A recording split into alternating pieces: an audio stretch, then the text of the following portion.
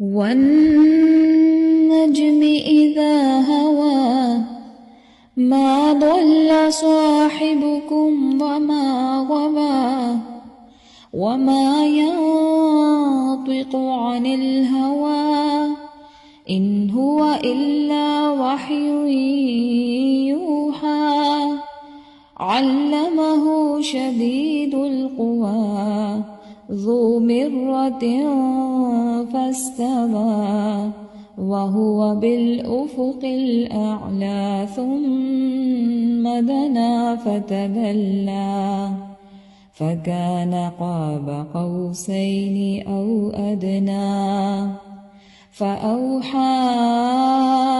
إلى عبده ما أوحى ما كذب الفؤاد ما رأى